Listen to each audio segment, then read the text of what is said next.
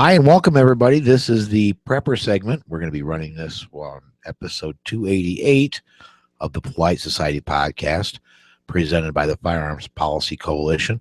We just recorded episode 287, and for podcast listeners that may be watching this on YouTube, these go out on podcast just about exactly a week after we record them. We recorded the episode 287 earlier, and we're going to release that Wednesday morning, and this will release with episode 288 next Sunday morning. First thing we're going to do is we're going to record the live promo for ABN Army Surplus, and we'll get into the Prepper segment. So just to let you know what's going on. All right. Ready, Gary? I am. Let's do it. Okay, here we go. We are coming on the Christmas holiday, so you tell me when we're go. Okay. Hey, everybody. We're recording live at ABN Army Surplus, just as we do every Sunday. We're here with Gary. Gary, what's new with the store, man? Well, you get ready for the Christmas season. You got Thanksgiving and Black Friday coming up, all that kind of good stuff. I know that when this airs, it'll be, you said Sunday of Thanksgiving weekend, correct? The promo, it'll be the second time it airs. The first time it airs will be the day before Thanksgiving. Day before Thanksgiving. Well, good. Then let's talk a little bit about Black Friday. Most of the stores, open up 5, 6 o'clock in the morning. They have all their specials for the first come, first serve. We're doing the opposite. We're going to stay open until 9 o'clock at night. And our special is going to be from 4 until 9.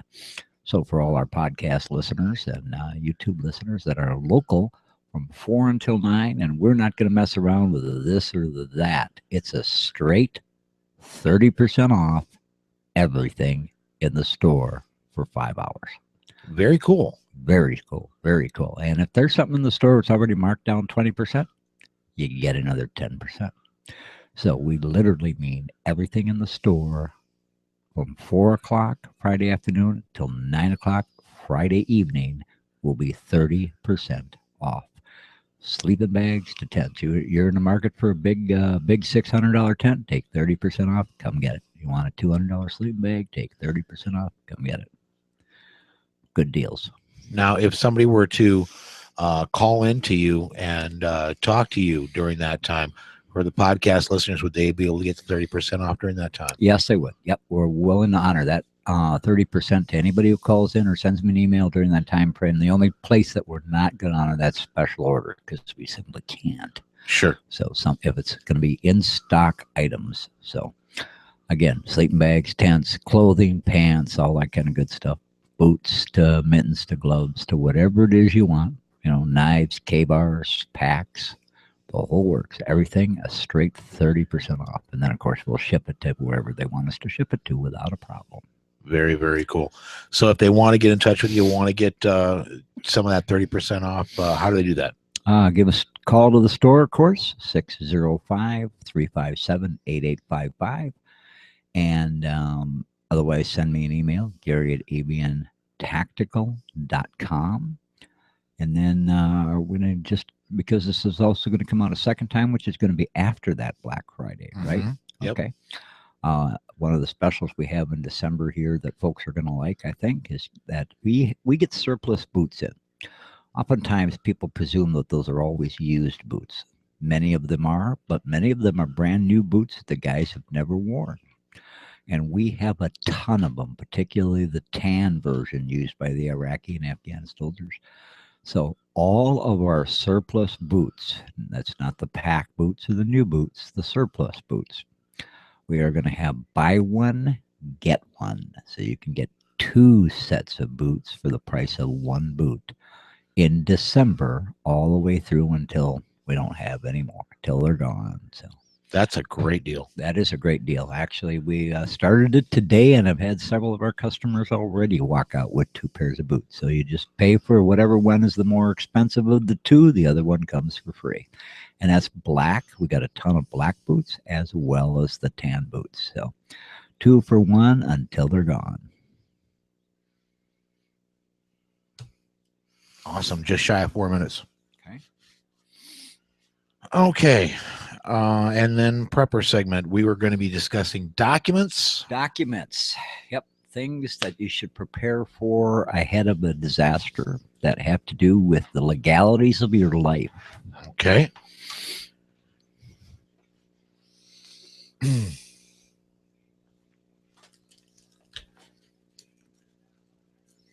Hey, and welcome back to the Prepper segment. We're here recording, of course, at ABN Army Surplus, as we do every Sunday.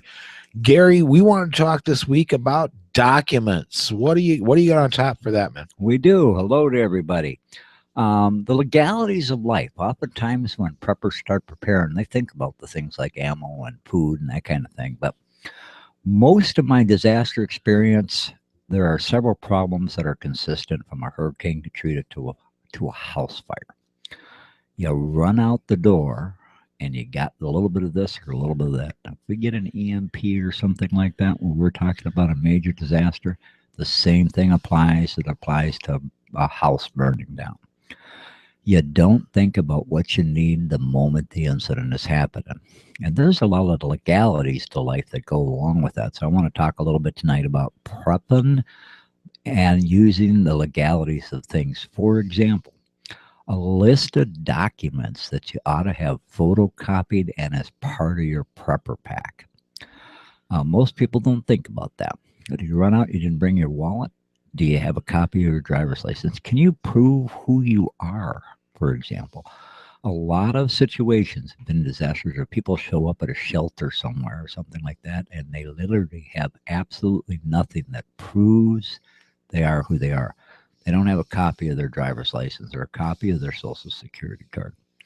Oftentimes, when their house has been destroyed in a disaster and they have to respond back to that, they don't have any proof that they own the house. They don't have any proof that the house was insured. So items like that, the mortgage, your insurance papers, your driver's license, your social security card, your passport.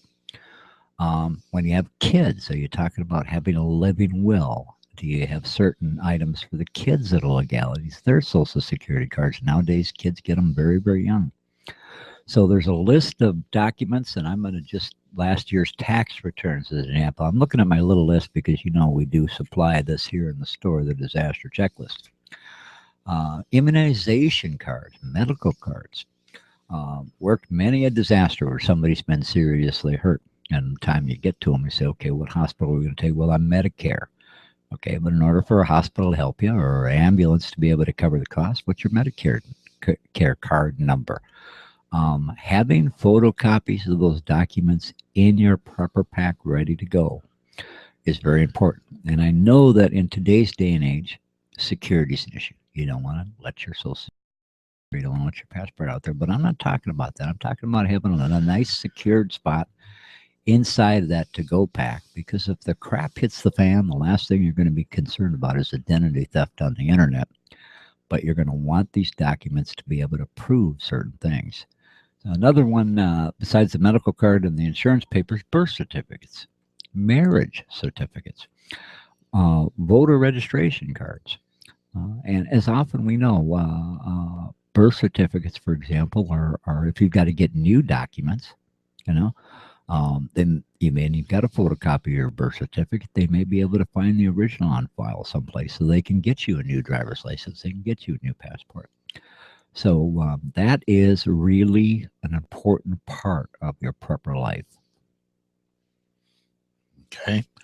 Well, and we've mentioned this before, and I wanted to, it is important, like you said, to have all those things in a printed form. I would also really encourage everybody, and our friend Sticks, who was on our show for quite a while and now is on Armed Squirrels, but he brought this up, and I think it's an amazing idea, and I do it myself. Have those things not only when you photocopy them, also get a digital picture of those things. Yep. Keep them on a flash drive, because okay, they're in your go bag. That's great. It floods, your go bag gets soaked. Yep. Well, and I have them in a waterproof container, but like you say, a jump drive. Yeah. Absolutely a good way to store them. Good way to store photographs of those documents all together as well. Yep. Yeah. If one, I mean, it's just another backup, and you get a jump drive, and they're called thumb drives for a reason. That's about the size they are. Mm-hmm. And anybody that has a computer that runs either Windows or Mac or honestly Linux can even use them. Plug those things in, you can get the information you need off those. Just another backup source, and you can have 3 or 4 copies of those. Keep one in each jacket you take out with you. Securely on your phone, and a file folder on your phone is another way with a smartphone. You bet. Documents there. But the important thing to remind everybody of is that you've got to do that. You'd be surprised at how many major issues people in a disaster are confronted with when they don't have that documentation. And it's easy enough to do. The other thing is to think about the things that go along with that are not normal. For example, if you use a cane, do you have the copy of that prescription the doctor had because it's a particular kind of cane, or a hearing aid, or eyeglasses? If you take some kind of special medication or a variety of medications, do you have copies of those prescriptions again on the jump drive and in a waterproof container in your go pack?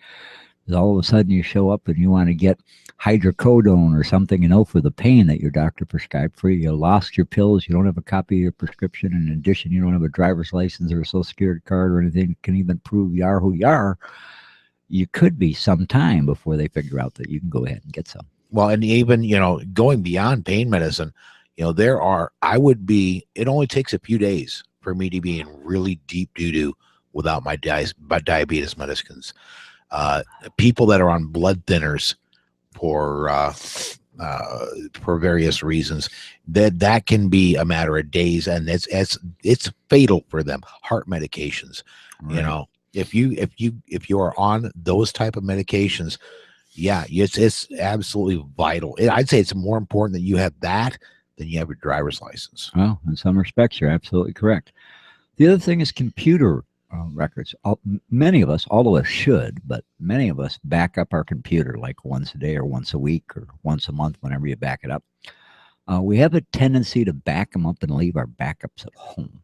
Yeah, that's the truth. And some people are going to clouds now, but accessing the cloud during a disaster can be very difficult, if not impossible. But you can get a hard drive, like a 1 terabyte hard drive, at any of the computer stores. Oh yeah, and they're not that expensive anymore. $60, $75 maybe. Back up your computer at least once a month to that drive. Stick that back in your prepper pack. Backing up your computer at home a couple times every 2 weeks or something like that. Then you go and you grab that, you pull it back out and back up your computer to that too, so that you've got everything on your computer. Because we know running out of the house when the floodwaters are rising, you're probably not going to stop to pack up that laptop. You're going to grab that go bag. Have a computer hard drive backup in your go bag. You bet. You bet. Is there anything else about documentation we should be talking about? Well, I think that pretty well covers most of it. I'm sure that our listeners might have a suggestion or two as to what to be added to that list. But whatever's important documentation to you, have multiple copies of it. Jump drive, backup on the hard drive on the computer, and paper copies. Because again, you get somewhere to a shelter, their computers aren't up and running, you got a jump drive with all that on it, but you need something right now to prove who you are, and those 3 kids right there actually belong to you, so have a paper copy of it in a waterproof container inside your jump bag. Important, folks. Can't stress it enough. You bet. Now it's the 3rd Wednesday of the month that you have your Prepper 101 here.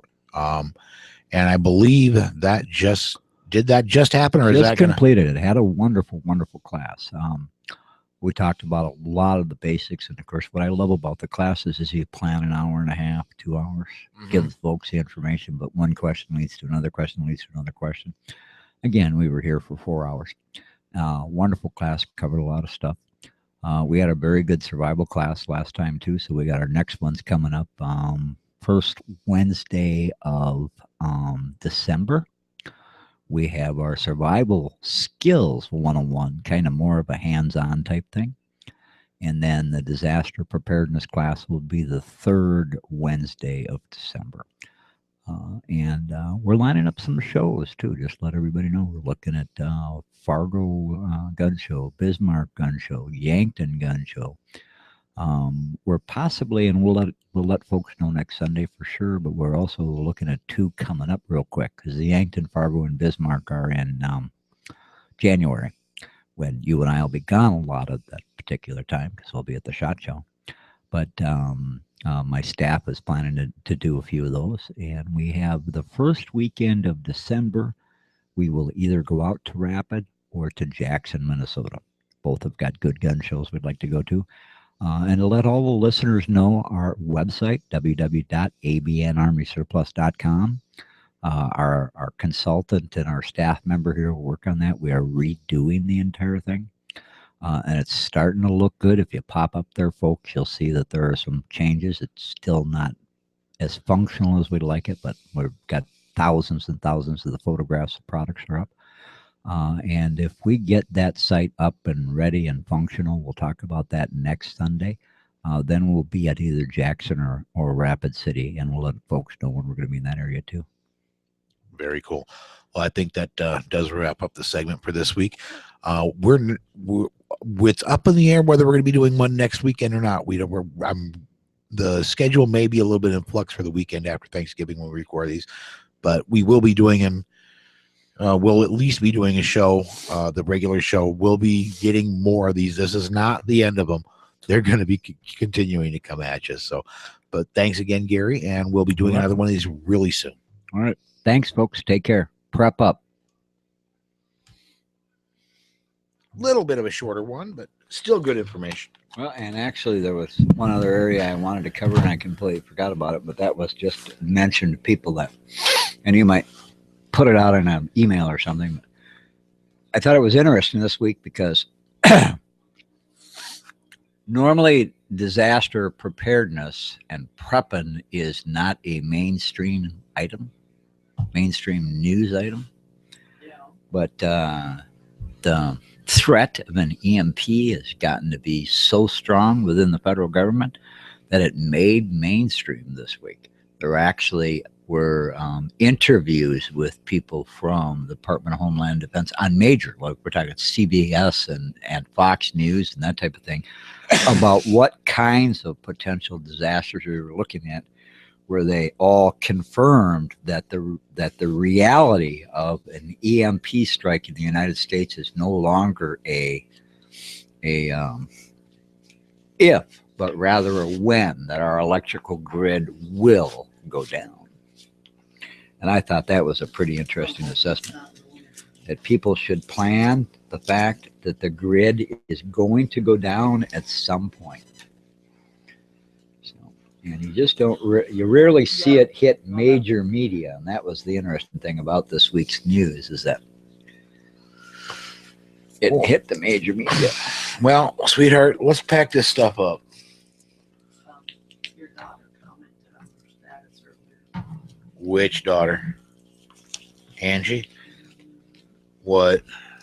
It's family emergency. And to make that, force her to quit? My ass. Is this the one that quit? Yes. You're talking about